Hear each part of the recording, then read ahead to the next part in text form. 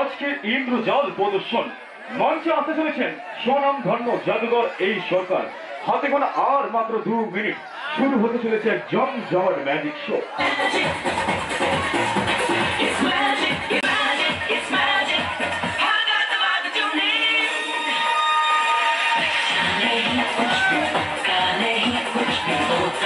जो कुछ भी सब खेल है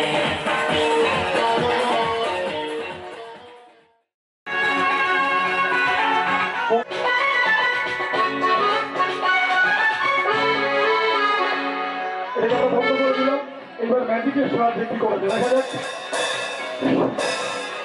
রেডি 1 2 and 3। Thank you. এইভাবেই প্রত্যেকের জীবন সুন্দর হোক, রঙিন হোক, এই রঙিন ফুল ছাতার মতো। পরবর্তী ম্যাজিকে চলে আসবো। আচ্ছা, সবার ছবি টবি নেই, একদম খালি, পুরো ব্ল্যাঙ্ক ফ্রেম। খালি ফ্রেম তো দেখতে ভালো লাগে না, জাদুর সাহায্যে দেখা যায় একদম খালি, দেখতে পাচ্ছেন জাদুর সাহায্যে দেখা থেকে আমরা কি করতে পারি। এর মধ্যে আমরা কিছু লেখার চেষ্টা করছি। এইটা লিখলাম এবং দেখা কি করা যায় 1 2 and 3। সবাইকে আমার তরফ থেকে আরো একবার ওয়েলকাম, স্বাগত জানাই আজকের ম্যাজিকের অনুষ্ঠানে, আজকের জাদুর শোতে। Thank you everyone, welcome everyone, নমস্কার।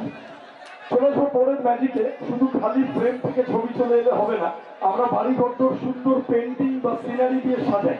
আমি আমার বহু বন্ধুর বাড়িতে গেছি, দেখেছি পাহাড় থেকে ঝর্ণার জল বয়ে পড়ছে, নায়করা জলপ্রপাতের ছবি।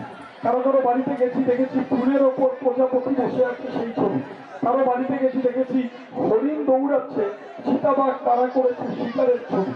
যদি এমন হতো যে ছবি আপনার বাড়িতে টাঙানো আছে সেটা যদি বাস্তবে আপনার সামনে চলে আসে, ভাবুন নায়করা জলপ্রপাত থেকে জল করছে, আপনি তার সামনে একটা গ্লাস ধরলে সত্যি সত্যি ছবি থেকে জল বেরিয়ে এসে আপনার গ্লাসটাকে ভরিয়ে তুলবে। এমন তো সম্ভব না। ছবি থেকে জল বা পানি বাইরে বেরোবে কি করে? ছবি একটা।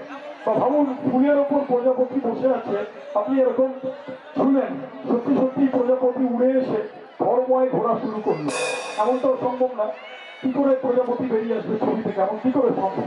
বা ভাবুন শিকারের ছবি, হরিণ দৌড়াচ্ছে, চিতাবাঘ তাড়া করেছে, আপনি ঘরে ঢুকে দেখলেন হরিণ ঘুরে বেড়াচ্ছে আপনার ঘরের উঠোনের চারপাশে, আর চিতাবাঘ হালুম করে আপনার উপর ঝাঁপিয়ে পড়লো।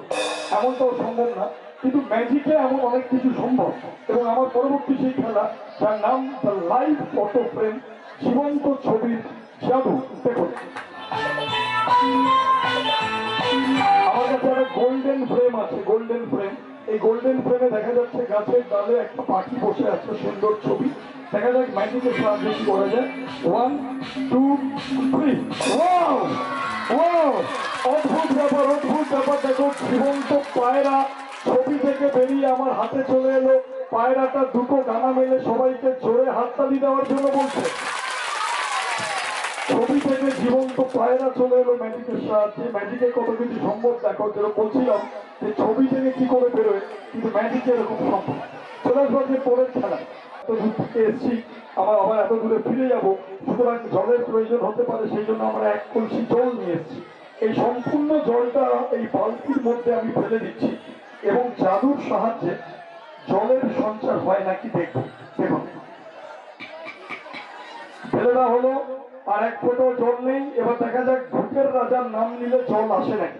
সবাইকে একসাথে ভূতের রাজার নাম নিতে হবে, বলতে হবে জয় বাবা ভূতনাথ, জয় বাবা। বলা মাত্র দেখো জল চলে আসবে। যতবার বলবে ততবার জল আসবে। অল্প সংখ্যক লোক বলছে তাই অল্প অল্প জল আসছে। বেশি করে সবাইকে বলতে হবে জয় বাবা ভূতনাথ।